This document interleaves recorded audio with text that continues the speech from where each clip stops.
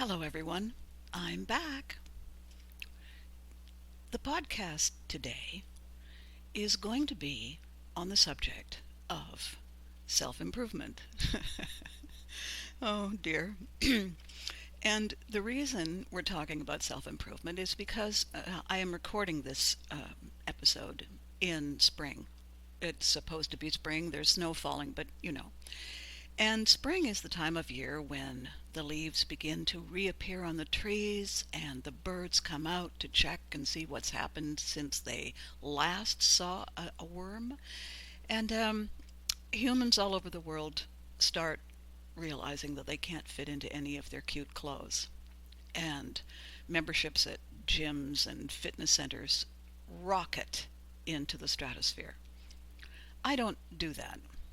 I don't check to see if there are worms. I don't really spend a whole lot of time counting the almost leaves on the trees, and I don't even really look at the snow. However, I do work out.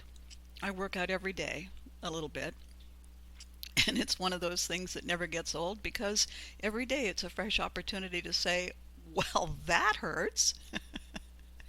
So I thought I would do for you a little piece that I wrote a while back. It was a stage show called Get in the Truck and Other Love Stories, which pretty much sums up the life I was living at the time. and this is about self-improvement. You'd think there would be an easier way to get fit. I mean, it's not as if I wanted a perfect body. Well, okay, suppose I do want a perfect body. Is that so much to ask? How is it possible that the search for a much better form with a lot less substance could cause so much blinding agony, though? And I love the costume. Don't you? I mean, like I have choices. I've either got sweatpants and sweatshirts, or I squeeze into my glow-in-the-dark Lycra unit and pass out when it cuts off my circulation. No one cares that Lycra only comes in one size, way too small.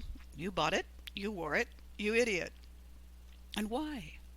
Why am I leaping around, deafening myself with Rod Village and the Stewart people? Is that right? Why am I leaving bruise marks on my jawline? Is a perfect body so important after all? Well, no, no. A perfect body is not that important. But fitness is. Being fit makes me feel good about myself. I will live a longer and healthier life. And maybe I'll get a man. Who said that? Did I say that? Okay, I said that.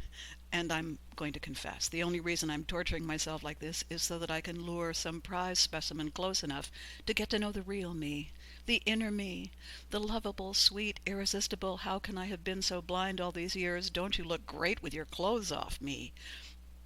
And guess what? It seems to be working. Not that I have the actual man, but I seem to be getting down into a better shape. The truly sick thing about that is that even though it does seem to be working, I can't seem to stop now. It's kind of a Zen thing. If I've been working out and it's working, then I have to keep on working out so that it keeps on keeping on. You're not scoffing at me, I hope. For heaven's sake, is it so wrong to crave companionship every now and again? To crave fantasy? To crave romance? I mean, without reading one of those gothic novels. Do you ever read any of those? I mean, I don't know anyone who ever admits to reading them. But how do you explain the billions that get sold every year if no one actually reads them? Oh, that book, heavens no, I've never read it. No, it's not even mine. How do I know how it got there? Well, someone must have left it. I just use it to prop up the short leg on my desk. Liar. I think the most interesting thing about those gothic fantasy books is that anyone thinks they can relate. I can't relate to the women in those books. They have names like Cynthia. And when Cynthia cries, her hazel eyes turn violet. When I cry, my face swells up and it gets all red and blotchy. And when Cynthia finds herself alone by the side of the road, it's always some dashing young Lochinvar who rides out of the west to rescue her. The last time I got stranded by the side of the road, the only guy to stop stole my purse. And the men, oh my God, the men in those books are great, aren't they? They never ask Cynthia to darn their socks or watch celebrity bowling. But then, how would those guys translate to real life? I mean, to my life. Take your lusty Bedouin chieftain, for instance.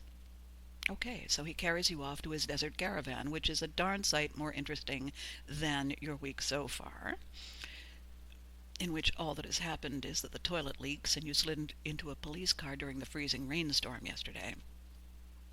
But then what? In the first place, you find out that he isn't remotely interested in your career. The lusty Bedouin chieftain is all about the lusty Bedouin chieftain. And in the second place, once you're actually in the desert, where do you go to take out your contact lenses? And while we're on the subject of hygiene, how does a girl keep sand out of, well, everything? And in the third place, what if you don't like any of his wives? Yeah, and the same goes for primitive jungle lords as well. Oh, sure, they have great bodies. Oh, my God, they have great bodies. And the idea of some incredibly well-muscled hunk swinging by on a vine and stealing you away from that boring safari camp has a certain charm. But what kind of relationship can you expect to have with a man who shares everything with a bunch of apes? And now that I think of it, I'm striking Renaissance men off my list, too. I mean, I'm a modern woman, right?